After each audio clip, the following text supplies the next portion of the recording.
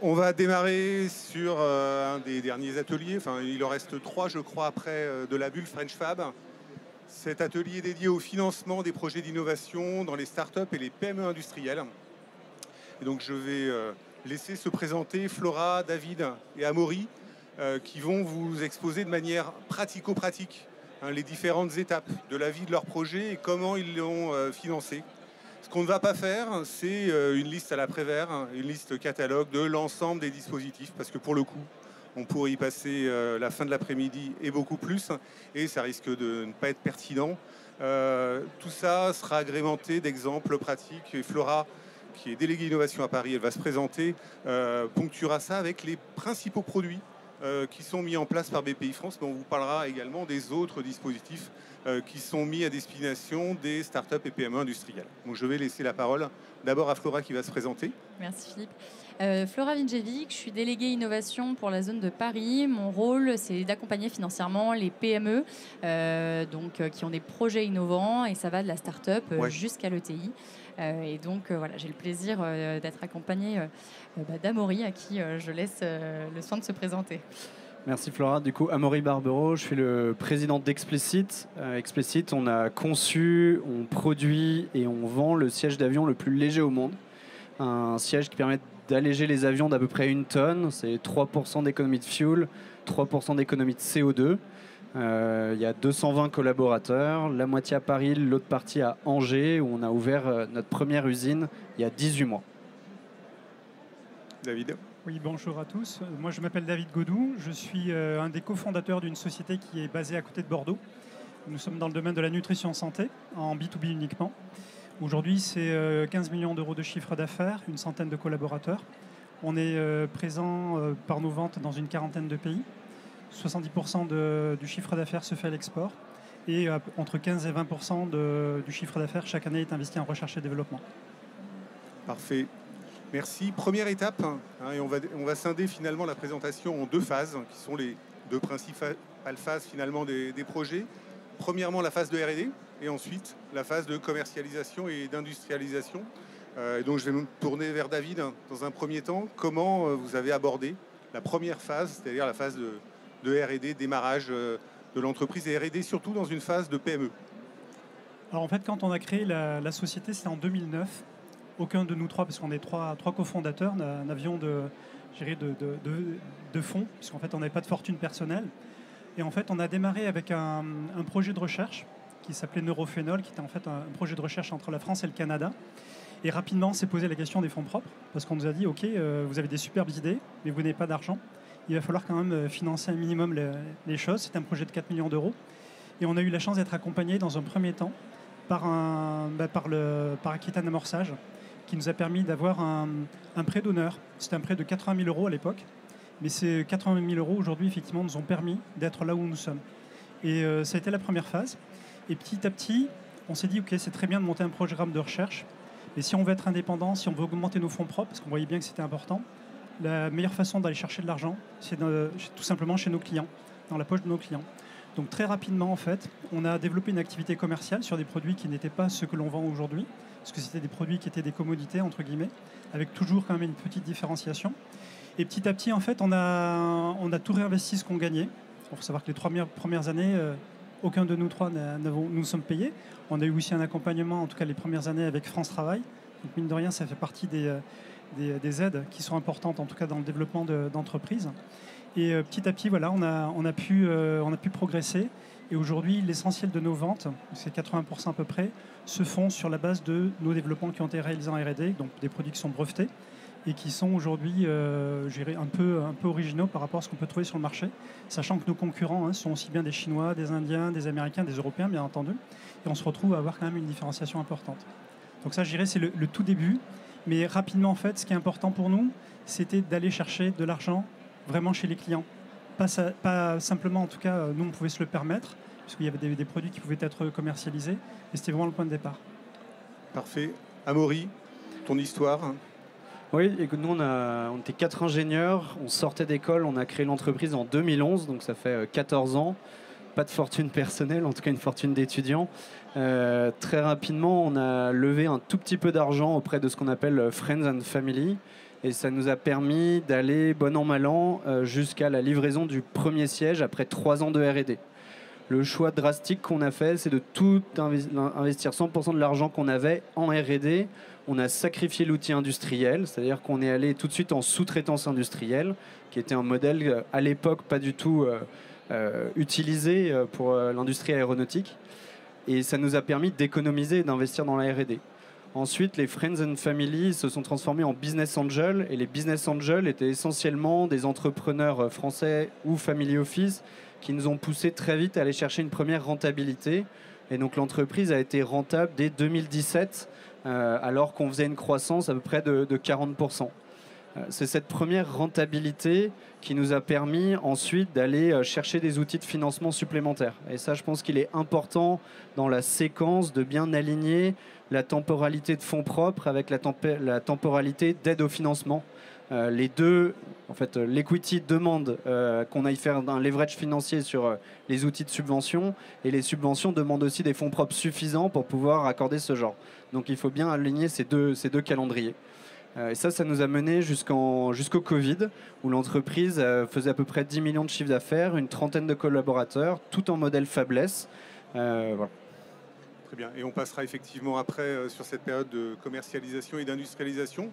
Flora, sans effectivement, comme je disais tout à l'heure, sortir toute la boîte à outils de BPI France et des autres acteurs, quels sont les principaux outils sur cette phase et finalement comment ça marche? Quels sont les conseils à donner à un porteur de projet, à des créateurs d'entreprises, de jeunes entreprises innovantes? Je pense que le premier conseil déjà, et ça c'est en tout cas ce qu'on remarque sur Explicit et sur Active Inside, c'est qu'on est arrivé au tout début aussi de l'aventure entrepreneuriale, c'est-à-dire qu'on est arrivé dès la création et dès les premiers projets de R&D.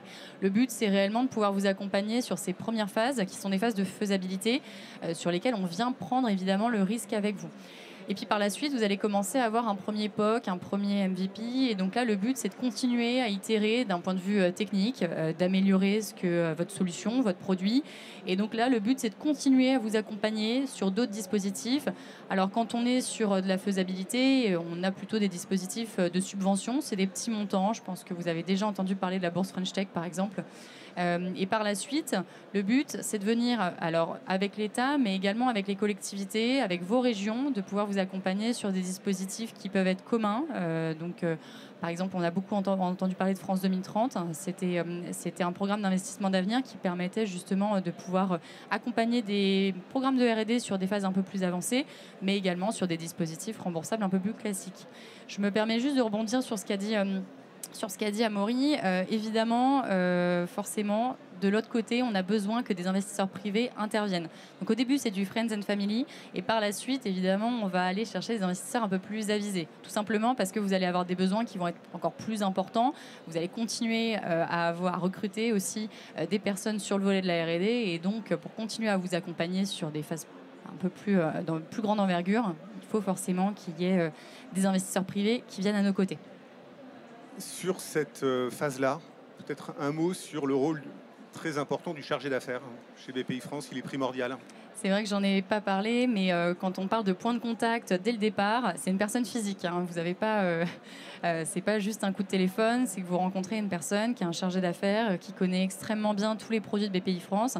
Parce que je le sais, hein, j'imagine que vous, de votre côté, vous êtes allé regarder un peu sur le site de BPI France et vous vous dites, il y a énormément d'offres, je ne comprends rien, je ne comprends pas réellement comment BPI peut m'accompagner. C'est normal. Même nous, des fois, on est un petit peu perdus dans cette galaxie. Et le but, c'est de vous dire que vous avez un point de contact qui va prendre votre besoin, qui va essayer de le comprendre et qui va vous dire OK, pour cette étape-là, on va essayer de le faire de cette façon-là. Alors, ça va être évidemment sur la partie financement, mais aussi et surtout sur la partie conseil. Potentiellement, votre projet, il sera peut-être pas forcément mature à un instant T, ou alors il faudra soit aller chercher des investisseurs à côté, soit potentiellement aller chercher du prêt d'honneur, soit potentiellement se faire accompagner par un incubateur, un cabinet de conseil. Et donc, le rôle du chargé d'affaires, c'est de pouvoir justement vous mettre en relation avec ces différents acteurs de votre écosystème. Effectivement, rôle clé. J'ai tendance souvent à dire qu'on n'est pas chez Ikea, en définitive. Hein, vous ne prenez pas un sac et vous dites moi j'ai envie de tel et tel produit. Le chargé d'affaires, il va vous aider finalement à trouver le bon outil qui va vous permettre de financer cette étape de R&D. Une fois que la R&D est terminée, parce que ce n'est pas une fin en soi, il va falloir passer à l'industrialisation, la commercialisation. Amaury, comment ça s'est passé? Donc nous, on n'avait pas d'outils de production en propre sur toute la période pré-Covid. Donc dans cette période-là, on a livré à peu près une vingtaine de clients, 10 000 sièges, tout à l'export. Et puis a eu lieu le Covid, on est passé de 10 millions d'euros de chiffre d'affaires à 1 million, et ça pendant 3 années successives. Donc l'entreprise a vraiment quasiment fermé. Et puis fin 2022, il a fallu redonner un élan à l'entreprise parce que le marché de l'aéronautique repartait. Et là, on a décidé d'ouvrir notre première usine. Et donc, on a lancé la série B d'Explicit sur cette base-là, ouvrir cette nouvelle usine. Et on a ouvert cette usine à Angers, donc il y a 18 mois, pour internaliser l'assemblage. Ça nous a semblé être le meilleur choix d'avoir séparé les deux projets, c'est-à-dire 10 premières années d'Explicit pour maturer le produit, pour parler aux clients, comprendre le marché. Et puis quand on avait atteint déjà une première rentabilité, donc démontrer auprès d'investisseurs qu'on pouvait passer à l'étape d'après, on s'est posé la question de cet outil industriel. Et c'était très bien de le séparer, parce qu'ouvrir une usine, c'est quand même une sacrée activité en soi. On a ouvert le site il y a 18 mois. On est passé du coup de 0 à 120 personnes en 18 mois sur l'usine. L'usine va produire cette année un peu plus de 10 000 sièges. Et pour ça, on a été accompagné à la fois par des nouveaux fonds propres de BPI, le fonds d'investissement SPI, et puis aussi un prêt Nouvelle Industrie donné par BPI. Effectivement, modèle start-up, donc avec fonds propres et puis des prêts sans garantie, on va les mettre dans cette catégorie-là. Pour Active Inside, le modèle est un petit peu différent, finalement, comme tu le disais tout à l'heure, très vite aller chercher des clients, très vite aller chercher la rentabilité, donc devenu finalement une PME mature assez tôt. Donc cette phase après de commercialisation, d'industrialisation, comment vous l'avez gérée, avec quels outils? En fait, au départ, on était un peu comme Amaury, nous on n'avait pas d'usine. On voulait effectivement sous-traiter la totalité de nos productions chez des industriels que l'on connaissait bien. Et on s'était promis initialement de ne jamais construire d'usine. Promis, juré, craché. Aujourd'hui, on a 2 usines. Et tout simplement, on a eu, comme tout le monde, en fait, nos clients nous l'ont demandé. Et adapté, ou du moins, on voulait avoir quand même quelque chose qui soit assez différent de ce que faisaient nos concurrents. Donc effectivement, on a des technologies qui sont simples, mais on avait repéré une technologie qui était un petit peu originale. En l'occurrence, c'était de l'eau subcritique. Dans ce cadre-là, on a eu un accompagnement de la part de BPI, qui était autour d'un PIA, mais également de la région Nouvelle-Aquitaine, pour nous permettre de développer avec le CNRS cette technologie. Une fois qu'on l'a développée, on a pu monter un premier atelier. Et plus de temps après, on a décidé de construire une usine pour intégrer la filière, notamment une usine qu'on a construite il y a maintenant un peu moins de 18 mois, et qui nous permet effectivement de passer un cap. Mais ça signifie forcément des fonds propres qui n'étaient pas suffisants. Donc on a complété nos fonds propres tout simplement en ouvrant notre capital. Alors, ça s'est fait à 2 étapes. Une première étape, donc c'était en 2020, qui était en fait 2 fonds d'investissement dont BPI France, également Akiti qui est un fonds régional de 4 millions d'euros. Et là on vient de réouvrir à nouveau le capital, cette fois-ci en plus de tous les fondateurs, également de gérer des fonds d'investissement qui sont rentrés en 2020. On a tous remis au pot, mais on a ouvert également le capital à nos salariés. Pour nous c'était important, puisque fidéliser est aussi une des contraintes que l'on a dans des entreprises comme les nôtres. Donc garder les talents, ça passe aussi par l'ouverture, en tout cas nous c'est la promesse qu'on se fait, de pouvoir effectivement permettre à tous nos salariés d'être au capital. C'est-à-dire concrètement aujourd'hui, la personne qui nettoie mes ateliers, elle est au capital de mon entreprise. Et ça, je peux vous assurer que c'est une certaine fierté. Très beau cas de figure. Flora, pareil, un peu en rebond de ce qui vient d'être dit, les quelques outils clés, et puis après on essaiera de synthétiser les points clés, les facteurs clés de succès sur ces différentes étapes. Je vais rebondir sur 2 choses. La première chose, c'est que tu disais que ce n'était pas un catalogue Ikea. Là, on voit qu'on a 2 profils d'entreprises totalement différentes, où on n'est pas du tout parti sur... Alors, on était faiblesse au début, mais on sait que ce n'était pas pour les mêmes sujets. Et puis, voilà, des entreprises qui ont évolué de façon différente, avec des clients aussi différents. Donc, c'est aussi pour ça que je voulais vous dire que le rôle du chargé d'affaires, il est clé, puisqu'il est là pour vous accompagner quand ça va bien, mais il est aussi là pour vous accompagner quand ça va un petit peu moins bien. Je pense qu'on parlera de ça juste après. Mais c'est vrai que ça permet, même dans des moments où ça a été compliqué, on a parlé du Covid, où ça a été un moment très compliqué pour Explicit. On était là aussi pour donner de la perspective, et les chargés d'affaires étaient là aussi pour donner de la perspective, en expliquant vers où on pouvait aller en fonction de ce qui pouvait être fait, forcément d'un point de vue du capital, mais aussi après sur le côté financement. Pour rebondir aussi sur, on a évoqué le prêt Nouvelle Industrie, ça c'est un dispositif qui est sorti depuis 2 ans et qui permet maintenant d'accompagner des projets qui ont des vocations industrielles pour les startups. On intervient maintenant entre 3 et 15 millions d'euros, et le but c'est de pouvoir financer justement le matériel et l'immatériel. Donc c'est un super dispositif qui a été lancé il y a quelques temps et qui fonctionne plutôt bien aussi maintenant et qui complète notre gamme actuelle. Oui, parce que la R&D n'est pas une fin en soi, hein. Le but c'est d'avoir derrière des produits, de les commercialiser et effectivement potentiellement d'industrialiser tout ça en propre. On a les outils, on a fait un tour d'horizon avec finalement toujours un petit peu de recul. Si vous aviez des conseils à donner, gens qui sont là, qui sont probablement dans une phase peut-être un peu moins mature que la vôtre, qu'est-ce que vous donneriez comme conseil? C'est très prétentieux comme question. Mais il faut l'être un peu de temps en temps. Puis ce que vous avez réussi est quand même assez fantastique, donc il faut le faire. Je pense que le premier, c'est de choisir ses combats. Une start-up, par définition, elle n'a pas beaucoup d'argent. Explicit a évolué pendant les 10 premières années de sa vie en cumulé avec 10 millions d'euros d'equity. Alors pour certains, c'est énorme, j'en ai bien conscience. Pour faire du hardware dans l'aéronautique, ça reste peu. Et le choix qu'on a fait, c'est bien d'investir dans quelques endroits, mais pas sur tout. C'est pas possible avec 10 millions. Donc je pense que le premier sujet, c'est choisissez vos combats, faites des sacrifices. Nous, on a fait le choix de sacrifier l'outil industriel à l'époque. Et 10 ans après, on a pu revoir ce choix effectivement dans des meilleures conditions. Et puis le deuxième point, c'est Explicit est passé pas loin de la mort pendant 3 ans pendant le Covid. Et là, il a fallu, à l'issue de ces 3 ans, retrouver quand même une dynamique énorme. Et ça, je pense qu'il est important aussi de savoir marquer des vrais pivots radicaux dans l'histoire de l'entreprise. C'est-à-dire qu'on ne pouvait pas redémarrer Explicit en 2023 en faisant comme on avait fait avant. Les salariés ne nous auraient pas suivis, les actionnaires ne nous auraient pas suivis, probablement que BPI n'aurait pas suivi. Et il a fallu là vraiment faire un énorme changement pour relancer une dynamique. Et là, depuis maintenant 3 ans, elle marche du feu de Dieu. Les principaux changements ? Si tu devais donner les principaux changements et les principales décisions que vous avez prises pour ce redémarrage.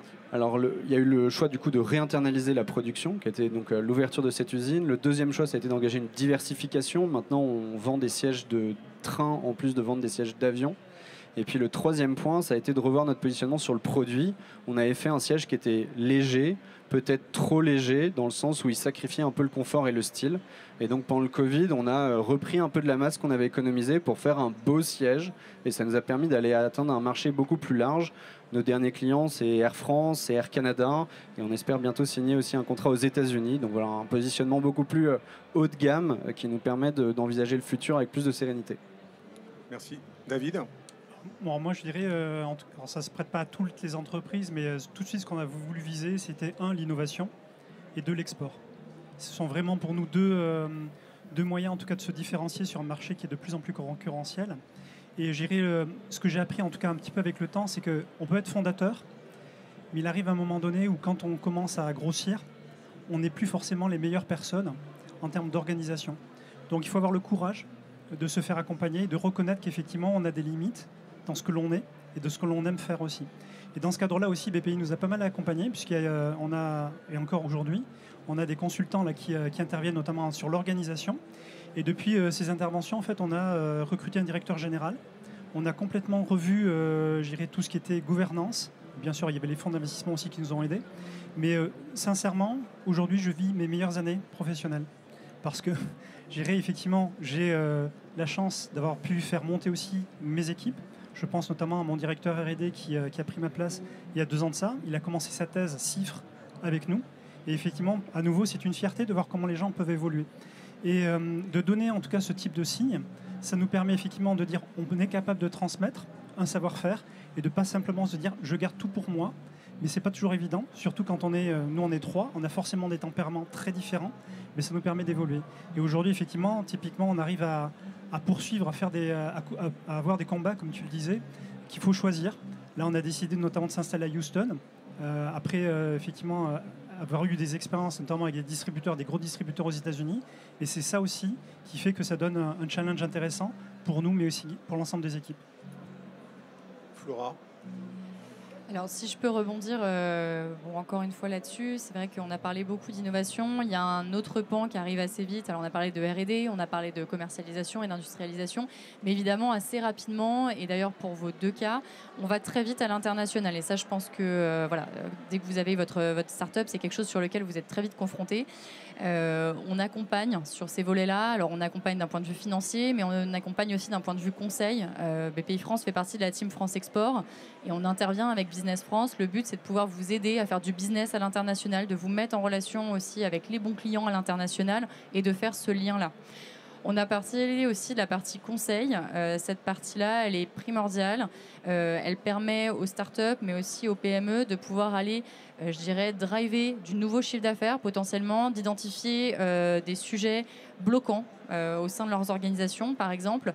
Et on est assez convaincu aussi chez BPI France, notamment dans le cas d'une start-up, qu'une équipe dirigeante qui a été fondatrice pendant plusieurs années, qui a mené, je dirais, toute la R&D et puis les premiers efforts commerciaux, ce ne sera sûrement pas, et d'ailleurs dans une grande partie des cas, l'équipe qui continuera le projet. Et ça, on est assez convaincu qu'il faut être aussi capable de le savoir, de changer son équipe dirigeante pour se permettre justement d'aller plus loin et de réintégrer des compétences qui nous permettront aussi de pouvoir voir plus grand en fait. Merci. Alors il y a un outil qui n'a pas été mis en avant, qui est quand même assez structurant également pour les entreprises innovantes, c'est le crédit impôt recherche. Est-ce que vous pouvez en dire 2 mots? Surtout qu'en ce moment, c'est un sujet de débat malgré tout, donc je pense que c'est important d'en parler. Alors, on a été interviewé par la commission interministérielle du CIR qui nous a garanti que l'outil n'allait pas disparaître. Donc, voilà, garantie. Non, on va les croire. C'est un outil dont Explicit s'est servi dès l'origine. On a fait 3 ans de R&D. Le directeur technique était un ancien normalien, thésard, donc très au fait de ces sujets-là. C'est un outil qu'on continue à utiliser aujourd'hui. On utilise aussi des outils de financement du crédit impôt recherche pour avoir le cash un peu plus tôt que le délai normatif. Et c'est le premier outil de financement auquel Explicit a fait appel à sa création. David, l'expérience. Je confirme, effectivement, le CIR, c'est juste essentiel. On a la chance d'avoir en France cet outil-là. Comme disent les Américains, if it's not broken, don't fix it. Et je pense qu'effectivement, il faut le garder. Parce que c'est vraiment pour nous, en tout cas pour des entreprises comme les nôtres, ça permet effectivement d'embaucher aussi des jeunes. Alors, effectivement, il y a eu des modifications sur les jeunes docteurs, etc. Mais je pense que sans cet outil-là, très honnêtement, on n'aurait pas fait ce qu'on a fait aujourd'hui. Aujourd'hui, on a monté par exemple aussi un Labcom avec l'Université de Bordeaux. C'est forcément intégré dans le calcul économique. Je ne ferais pas ça si je n'avais pas cet outil-là, c'est évident. Ok, merci. Donc c'est effectivement une vue globale. On a essayé de retracer assez rapidement, finalement, une vingtaine de minutes, du démarrage jusqu'à l'industrialisation, en intégrant la partie internationalisation, puisqu'effectivement, elle va forcément de pair avec l'innovation, et avec l'innovation de bon niveau, on va dire, tel que vous la portez, et avec, pour rebondir sur ce que disait Flora, beaucoup d'outils, mais les outils, ce qu'il faut bien avoir en tête, n'ayez pas en tête que BPI France, c'est uniquement un financeur, c'est un accompagnateur également, et on marche sur les 2 pieds. Et le sujet de réindustrialisation qui nous occupe, et la bannière, le coq bleu, il sert à ça. On porte haut les espoirs de renaissance industrielle et de réindustrialisation passe à la fois par les startups et également par les PME industrielles. Il faut travailler sur ces 2 sujets-là, et c'est ce qu'on essaye de faire, et on s'emploie à faire ça au quotidien dans les différentes équipes de BPI France. Il y a une 50aine d'implantations de BPI France, donc les Parisiens, ils ont Flora, mais ils ont Gabriel aussi sur la partie Est. Louis doit être dans les parages également. Donc il y a les interlocuteurs parisiens. Il y en a dans chacune des directions régionales. Elles sont basées juste derrière. Faites appel à un chargé d'affaires. C'est lui qui va vous aider, à une chargée d'affaires, à y voir plus clair. Est-ce qu'il nous reste 5 minutes, et c'est parfait, vous avez des questions? Bonjour, moi je suis Mickaël Boxtal, je suis encore cofondé une société qui s'appelle Vote, qui fait de l'accompagnement pour passer du proto à la série en faisant du clé en main fabless en fait pour nos clients, donc en allant chercher justement le tissu industriel pour fabriquer. Ma question elle est un peu double, c'est quels ont été vos challenges dans cette étape fabless que vous avez eu tous les deux, si je comprends bien, du point de vue opérationnel, mais aussi du point de vue financement du BFR. Parce qu'on sait que le financement du capital, ça se trouve, mais le financement du BFR, quand la boîte n'a pas encore commencé à produire les premières et donc pas encore commencé à être rentable, entre guillemets, ce financement, il est souvent complexe à obtenir. Voilà. Sur les challenges du Fabless, je pense que le premier point, c'est nous, on était 4, on avait 23 ans, on n'était jamais allé dans une usine. Ce qu'on allait chercher dans le partenaire, c'est quelqu'un qui déjà savait gérer une usine. Par contre, la différence évidemment d'implication entre 4 jeunes prêts à travailler nuit, week-end, voilà, était évidemment en décalage avec un rythme industriel plus installé, plus normé sur le terme horaire. Et ça a créé des crispations parce qu'évidemment tout allait trop lentement pour nous et puis pour eux tout allait trop vite et puis au final sans doute que la bonne vitesse elle était au milieu, c'est-à-dire qu'heureusement ils nous ont évité de faire des grosses bêtises et puis si on avait pu aller un peu plus vite ça aurait pas été si mal, mais cette gestion de la vitesse en tout cas elle était assez clé. Et pour revenir sur le BFR, c'était quand même un sujet, je voulais juste finir aussi par rapport à l'idée jusqu'à l'industrialisation. Après l'industrialisation, il y a la commercialisation, le ramp-up, le scale-up. Et le BFR, nous, on voit plutôt comme un sujet qui, chaque année, prend de plus en plus d'ampleur. Aujourd'hui, on va faire x4 sur notre chiffre d'affaires cette année. Donc le BFR, il explose. Et là, il faut tenir les clients assez fermement, aussi bien qu'on tient les fournisseurs. Et du coup, c'est des enjeux. Et c'est là où, cette période de French bashing, je pense qu'il faut avoir l'honnêteté de reconnaître que la France a la chance d'avoir BPI. Et BPI, voyant cette évolution, travaille sur des outils aussi d'accompagnement du BFR, sur des phases de scale-up commercial et industriel, phase dans laquelle on est aujourd'hui. David ? Alors, moi juste pour gérer un point essentiel, c'est le DAF. Ou même peut-être au départ un RAF. Il faut vraiment se structurer et avoir des gens qui maîtrisent bien les outils. Parce que sinon, rapidement, on peut avoir en fait des difficultés. Alors, c'est pas ça qui va permettre au BFR d'être tenu. Mais quoi qu'il en soit, il faut avoir une équipe autour de soi. Et souvent, au départ, quand on démarre, on a plutôt une idée. Et on va se concentrer sur cette idée-là. Alors que rapidement, en fait, on va se rendre compte qu'il nous faut un responsable administratif et financier qui a un petit peu d'enveloppe, un petit peu d'ampleur, pour pouvoir tout simplement aller discuter avec des banques, pour pouvoir aller chaque année aussi, ça il faut y aller, nous on le fait chaque année, d'aller voir la Banque de France. Ça fait partie du jeu, parce qu'à un moment donné, on a cette reconnaissance qui doit être faite. Après la faiblesse, nous au départ, moi je suis plus âgé, beaucoup plus âgé que toi, moi je venais de l'industrie, et mes 2 associés aussi venaient de l'industrie. Donc ça nous donnait un avantage, c'est qu'on connaissait très bien les industriels, les outils qui existaient, etc. Donc ça nous a permis de sélectionner rapidement les gens avec qui on voulait travailler. Et au bout d'un moment, je dirais c'était le démarrage en 2009, et on a construit le premier outil, c'était en 2016, parce qu'on s'est simplement rendu compte que nos clients, quand on avait des audits, on les envoyait systématiquement chez nos façonniers. Ça va, 1 fois, 2 fois, 3 fois, mais à un moment donné, le risque est trop important, on préfère internaliser. Aujourd'hui, on a quand même encore de l'externalisation, mais c'est ce qui nous a permis de commencer vraiment d'avoir une usine. Autre question ? Denis Delabrosse, société Triskel. Ma question, c'est sur la propriété intellectuelle. Comment est-ce que vous arrivez à gérer, en particulier avec le marché américain, la propriété intellectuelle sur un produit qui pourrait être facilement copié et avec finalement peu d'investissement au global, donc j'imagine peu d'investissement en propriété intellectuelle? Alors non, j'ai dit on a fait des sacrifices, on ne l'a pas fait sur l'API. Du coup, aujourd'hui, Explicit, il y a un portefeuille d'un peu plus de 100 brevets et on a reçu le prix de l'INPI justement pour avoir une stratégie de protection de la propriété industrielle particulièrement musclée. Voilà. On a aujourd'hui aussi fait un deuxième choix. On a intégré l'assemblage du siège, mais la fabrication des pièces, elle est toujours en sous-traitance. Et là, pour éviter qu'un seul fournisseur ait l'ensemble de la recette, on a coupé le procédé de fabrication en 3, 4 ou 5 étapes et donné chaque étape de ce procédé-là à un fournisseur différent. Bon, c'était il y a 10 ans. L'histoire a fait qu'aujourd'hui, c'est 3-4 fournisseurs qui se passent successivement. Il y en a un aux États-Unis, un en Europe et un en Chine. Donc pour fabriquer la pièce, on fait le tour du monde. Évidemment, on arrive à une certaine absurdité maintenant logistique et environnementale. Et du coup, c'est typiquement les sujets de réflexion qui on a réussi à ouvrir une première usine. Est-ce qu'on n'en ouvrirait pas une deuxième pour réintégrer ça et continuer sur cette lancée-là? David, sur la partie propriété intellectuelle. Alors nous, l'API, on a une vingtaine de brevets aussi, de familles de brevets internationaux. Pour les États-Unis, c'est un vrai sujet. Moi, j'ai été confronté à un procès là-bas que nous avons initié. C'est pas évident. Sachant que les avocats, ça va jusqu'à 1600 dollars de l'heure. Et généralement, ils sont jamais tout seuls en face de vous. Donc ça fait partie, effectivement, en tout cas, des stratégies qu'il faut avoir. Il faut avoir les reins solides. Mais je dirais, voilà, si on pense qu'un marché comme les États-Unis que vous évoquez, c'est un marché important pour vous, il n'y a pas de secret.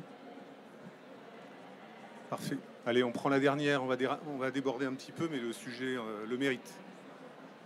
Oui, merci. Vous avez tous les deux dit que vous avez démarré avec très peu de capital, voire pas de capital. Après plusieurs tours de financement et 3 ans de, on va dire, presque faillite, quelle est votre part dans l'entreprise aujourd'hui ? Ultra majoritaire. Et quel est le mécanisme que vous avez utilisé? Parce que si vous levez beaucoup d'argent et beaucoup d'equity, forcément il y a une dilution si vous partez de zéro. Oui, en fait, les modèles sont un tout petit peu différents. C'est-à-dire que nous, on a décidé au départ d'aller chercher l'argent dans la poche de nos clients. Ce que je vous disais, on a tout réinvesti dans la société. Et petit à petit, on a grandi. Et arrive 2020. Non. Ils ont la première levée de fonds. Donc, je disais création en 2009. En 2020, on a fait notre première levée de fonds. Donc, il y a le Covid, etc. Et en fait, on a fait la levée de fonds quand on n'en avait pas besoin. Ça change tout. Et c'est pour ça qu'aujourd'hui, on reste ultra majoritaire dans notre entreprise. Moi, c'est l'inverse, ultra minoritaire. Ultra minoritaire, on a du coup annoncé il y a 3 mois une levée de fonds de 36 millions d'euros qui fait suite du coup à une levée de fonds de 15 millions d'euros au lendemain du Covid. Le Covid a fait qu'on n'a pas pu se financer au moment où on le souhaitait, donc on s'est financé dans des conditions quand même très difficiles à l'issue du Covid.